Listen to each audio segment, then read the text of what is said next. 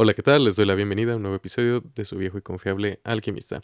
En esta ocasión vamos a hablar de el final de temporada de Stranger Things, la cual ya concluyó el 31 de diciembre del 2025. Así es que discutamos. Acaba con esto.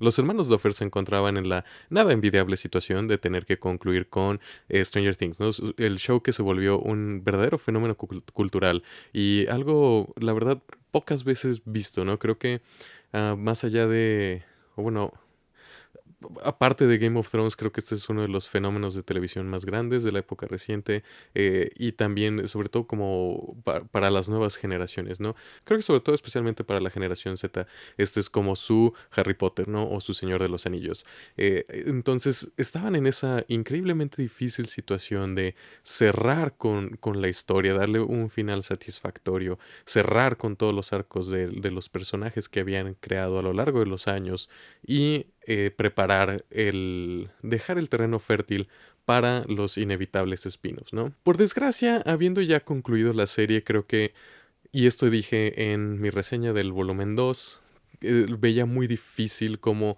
los Duffer iban a dar un final satisfactorio a la serie y no lo hicieron, ¿no? Este episodio final, a pesar de durar 2 horas, no da un final satisfactorio. Pero aquí digo, si les gustó, está bien, la verdad no hay nada de malo, no me importa tanto lo que nos gusta o lo que no nos gusta, sino por qué. Y precisamente es justo de lo que voy a hablar aquí, por qué no me gustó a mí el final de temporada, ¿no?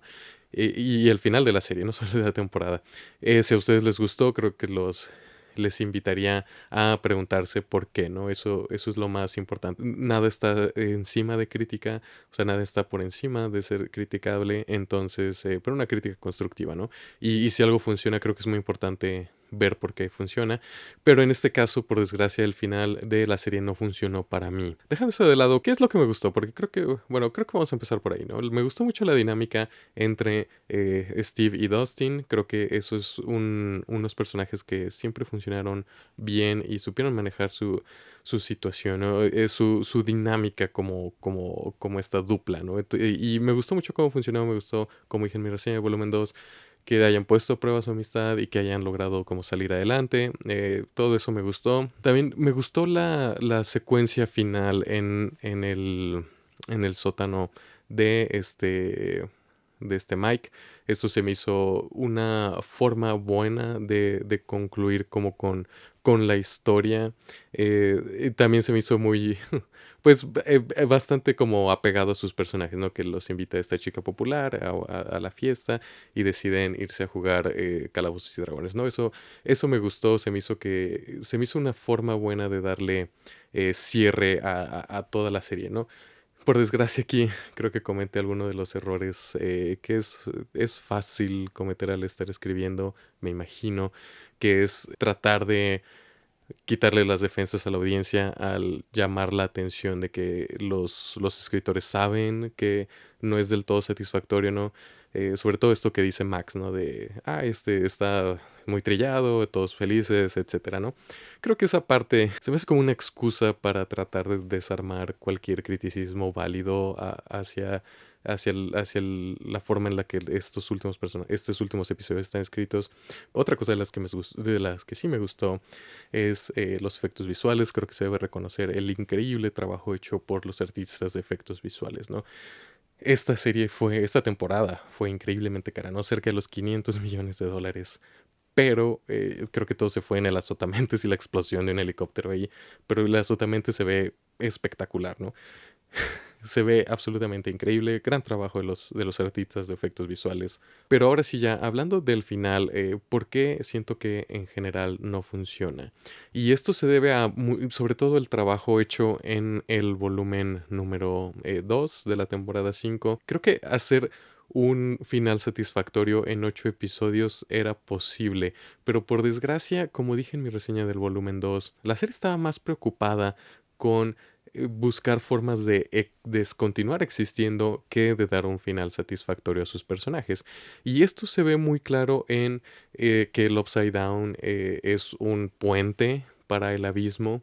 Digo, narrativamente hace sentido, sí, pero como se tenía que destruir o inevitablemente se tenía que cerrar ese ciclo, ese círculo narrativo, si eso era todo lo que había, es decir, si los Demogorgons y todo esto venía de ahí, una vez terminando eso, pues ya no había forma de continuar, ¿no? Con la serie. Entonces, por eso creo que se transformó el Upside Down a ser este puente, ¿no? Hacia el abismo, ¿no? Esta dimensión X, que es de donde vienen los Demogorgons y es donde está el Azotamentes y donde Vecna, alias Henry Krill, o bueno, Henry Krill alias Vecna obtuvo todos sus poderes, ¿no? Esta última temporada está tan mal escrita porque, o bueno, tiene los guiones más flojos de toda la serie, porque las acciones de los personajes nunca nos informan su carácter, y es más evidente aún cuando vemos dónde terminan todos estos personajes. Y lo que voy a usar para ejemplo es al personaje de Nancy y al personaje de Jonathan.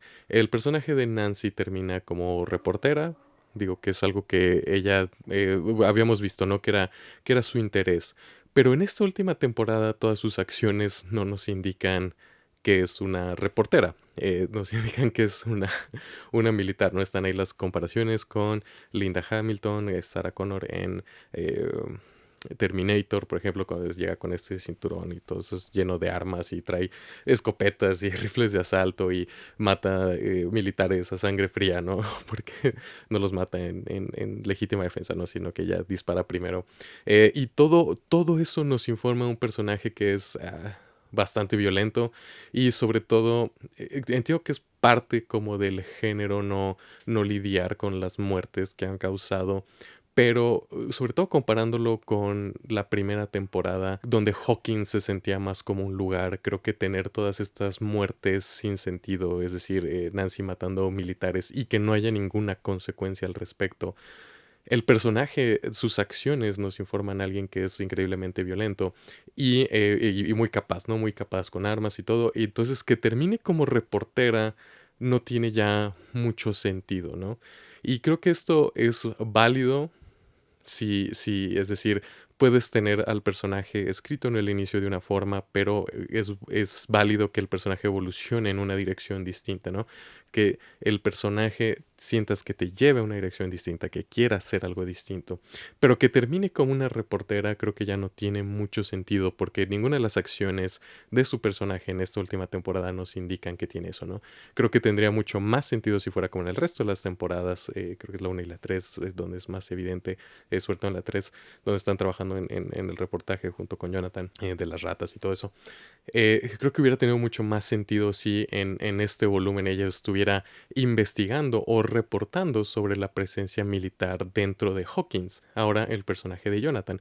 El personaje de Jonathan termina siendo un estudiante para director de cine, ¿no? Que igual es otra forma medio cursi de, de los escritores y directores de insertarse dentro del show, ¿no? Por supuesto que va a ser un director de cine y por supuesto que su primera película o su cortometraje es una historia de terror sobre una mujer que se lleva gente a un sótano y se los come, algo así, pero cada vez que se los come le da más hambre. Es una metáfora para el capitalismo, nos dice Jonathan. Eh, porque mientras más come, más desea. Pero y digo, hubiera estado bien tener algo de eso, algo de ese subtexto dentro de esta última temporada. Pero el personaje de Jonathan dentro de la serie, la verdad, nunca nos indica las características de alguien que sería un director de cine. Y esto lo podemos ver con lo que muchas veces se utiliza dentro de las películas para hacer como una metáfora de hacer cine, que son las películas de robo, ¿no? Donde la persona que está planeando el robo casi siempre es un símil del director, ¿no? Y es una persona que debe coordinar mucha gente y tomar muchas decisiones y eso es esencialmente el trabajo del director, ¿no? No solo saber usar la cámara y dónde ponerla, sino es un gran trabajo de coordinación y lograr que mucha gente trabaje para un fin en común. Y ese rol de liderazgo estuviera bien verlo dentro de Jonathan en las acciones, es decir, si lo viéramos liderando un poco, que vemos muy poquito cerca del final, ¿no? Cuando empieza a tomar un poco de ese rol de líder, pero el líder por defecto es casi siempre Steve. Y hace sentido que termine como un profesor porque nos han demostrado siempre a través de sus acciones que es bueno con los niños, ¿no? Entonces, por eso ese personaje sí tiene sentido, pero el personaje de Jonathan no tiene mucho sentido que termine como director de cine. O si quieres que terminara como director de cine, hubiera sido bueno escribirlo como alguien que tiene esa capacidad de dirigir gente, ¿no? O sea, de poder planear y ejecutar ese plan y liderear un poco. Y eso la verdad nunca es su personaje, quizá. Y esto lo podemos contrastar con la primera temporada, porque los intereses de Jonathan están directamente relacionados con la trama, ¿no? Él está tomando esas fotografías donde ve que Barb desaparece, ¿no? Y eso hace que haga esta investigación junto con Nancy. En un mundo ideal, para mí, Nancy y Jonathan estarían haciendo un documental sobre la intervención militar dentro de Hawkins y esto les ayuda como aparte de hacer de esta investigación de Vecna, ¿no?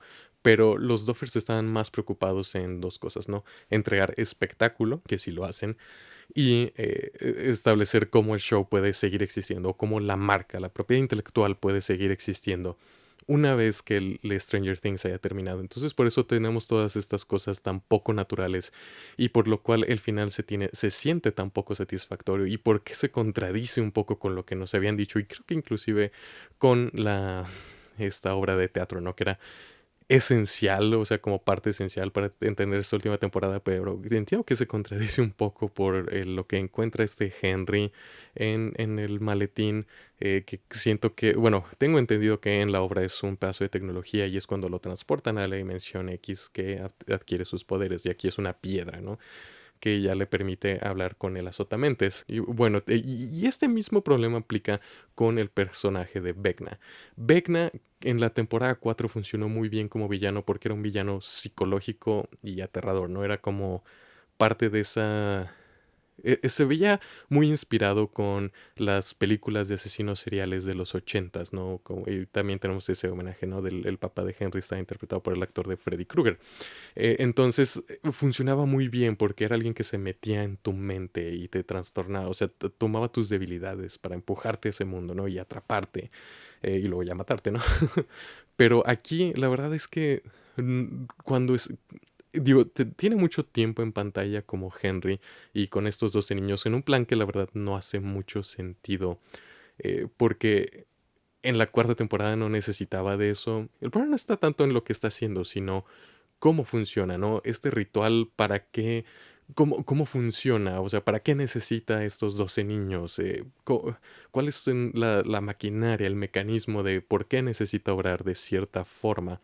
Porque si no, solo parece una excusa para que el actor no esté en la silla de maquillaje por las horas que le lleven, ¿no? Traer ese increíble trabajo de prostéticas en el rostro. Entonces, esa parte también es decepcionante porque aquí ya igual opera en el nivel de monstruo en una película de acción, ¿no? Donde destruye cosas con su telequinesis, ¿no? Tiene allí al final del primer volumen de esta quinta temporada una secuencia de acción, ¿no? Donde está hasta deteniendo fuego con su mano y está haciendo así un montón de cosas, pero igual, eso está muy separado del personaje que conocíamos, ¿no?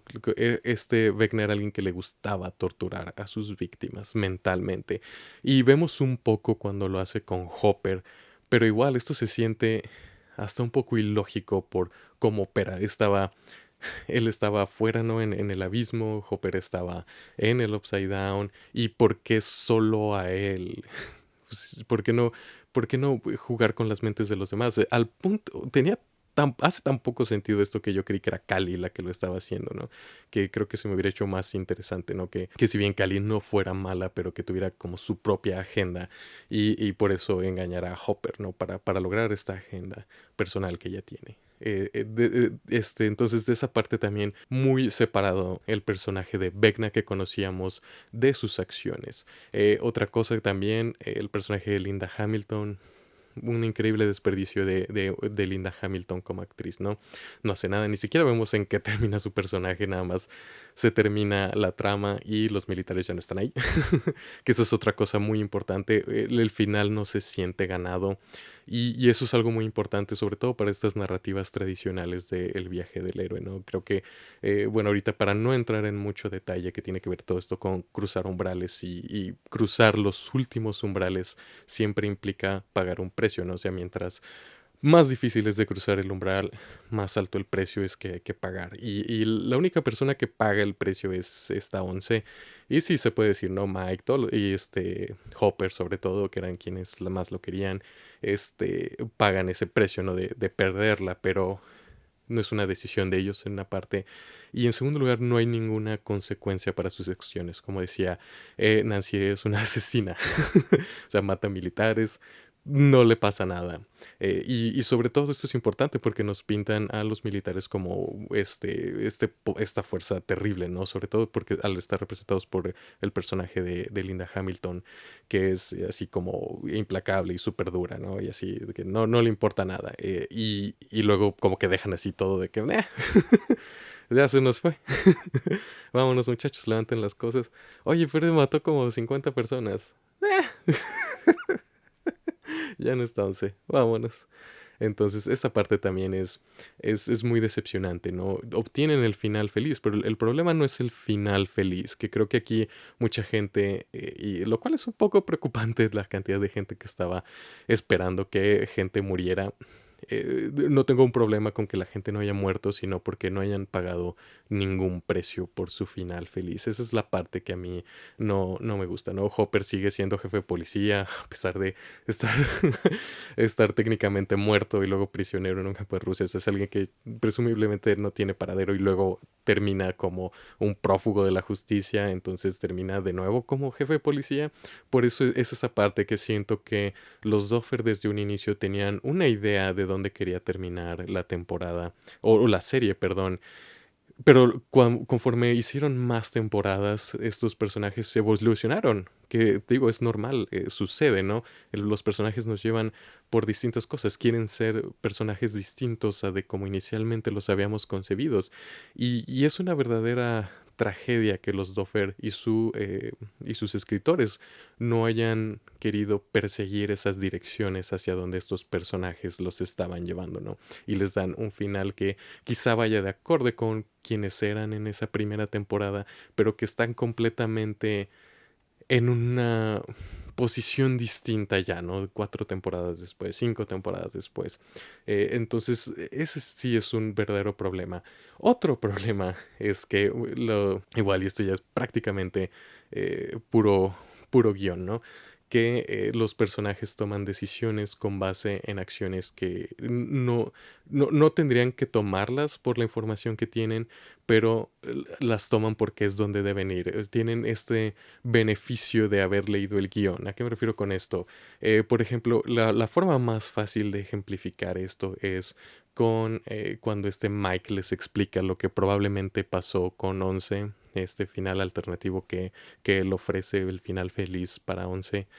Que se escapa y todo, ¿no? Que es Cali quien los había engañado, había hecho esa ilusión, etcétera, ¿no? Para que esta Once pudiera escapar, pero él no tenía toda esa información, entonces, y no había forma en la que él hubiera tenido esa información. Sí podemos especular, quizá Hopper le dijo después, ¿no? Todo lo que había sucedido con Cali, pero en ese momento él no tenía ningún... más bien, el show nunca nos dice cómo él obtuvo esa información y solo nos lo está diciendo porque sabe que eso es lo que sucedió a tema de guión, ¿no? O sea, actúan con base, como si ya supieran la consecuencia de lo que va a pasar. Entonces, por eso toman decisiones que van en contra de sus personajes, ¿no? Y por eso toman decisiones no suertudas, por así decirlo, sino porque saben que ahí es donde tiene que ir la trama. O sea, tienen el beneficio de que los guionistas saben cuál es el final. Y esa es una forma muy inorgánica de escribir a tus personajes, porque toman decisiones que no deberían de tomar con la cantidad de información que tienen en ese momento. Por ejemplo, una de esas es la parte crucial, ¿no? Que esperan que se alinee al 100% la minúscula raja que está ahí en el abismo con la Torre Hawkins, que es una coincidencia así increíble, ¿no? Que este lugar que no sabemos hasta dónde se extiende, podría ser todo el cielo, que la única cuarteadura que hizo Holly, que digo, sí la vemos que cayó ahí cerca y todo, pero la esperanza de que eso se alinearan al 100%, pues no, o sea, es prácticamente imposible que supieran que fuera así, ¿no? Y todo el plan está basada en esa coincidencia, ¿no? En la esperanza de que se alineen, pero no lo tratan como una esperanza, ¿no? Como algo que no saben que va a suceder. Es algo que toman como una certeza. Y oh, resulta que no se alinea, pero por muy poquito, ¿no? Y sí causa un poco de tensión, pero igual, toman esa decisión con la esperanza de que las cosas se alinearan sin saber en realidad cómo se iban a alinear. Y, y esto lo vuelve todavía más chistoso porque se burlan del plan de Hopper, así como que no tiene ningún sentido. Pero el de ellos tampoco, porque está basado en esa suposición de que se va a alinear perfectamente. Entonces, por esa parte sí considero que está muy, muy mal escrito. Y digo, todas estas situaciones, ¿no? Que las acciones de los personajes no informen su carácter sí es importante, pero también no arreglaría todo en la serie, ¿no? Y de hecho puede ser una forma también peligrosa de escribir personajes no interesantes que sean definidos solo por esta finalidad, ¿no? Que estuvieran buscando. Es decir, el peligro que corres al escribir de esta forma es decir que nada más sean sus intereses, ¿no? Es decir, que Jonathan esté hablando todo el tiempo o que sea siempre tratándose como un director o que el único interés de Nancy sea ser reportera, ¿no? Entonces es una delgada línea que tratar, pero sí me hubiera gustado que las acciones de los personajes, sobre todo cuando esta temporada está tan enfocada en la acción, hubieran informado a sus personajes, ¿no? Y las dinámicas que tienen entre ellos y las ambiciones que tienen, ¿no? Todo lo que desean. Y creo que por eso el final se siente tan insatisfactorio y con tantos cabos sueltos sobre todo, ¿no? Que como que el objetivo era destruir a las otamentes y todo lo demás se resuelve como por arte de magia, ¿no?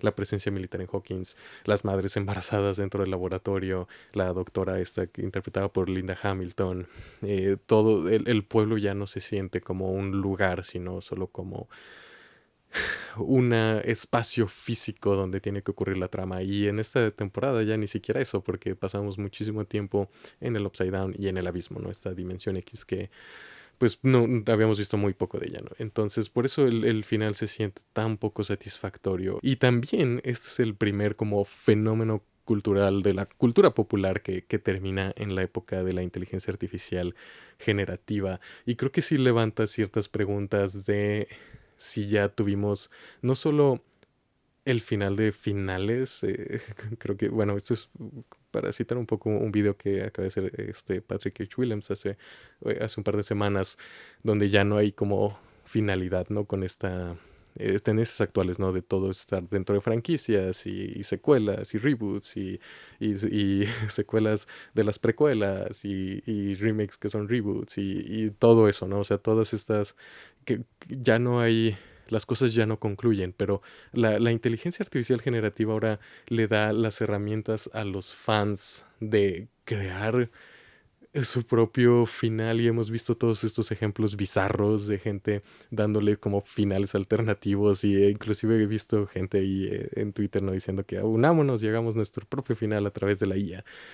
Y esto para mí presenta un verdadero problema, ¿no? Porque tenemos que hacer las paces con las cosas que no nos gustan. Si el final no fue satisfactorio, simplemente no funcionó y ya. No podemos forzarlo a tener un final satisfactorio. Eso es parte de crecer, ¿no?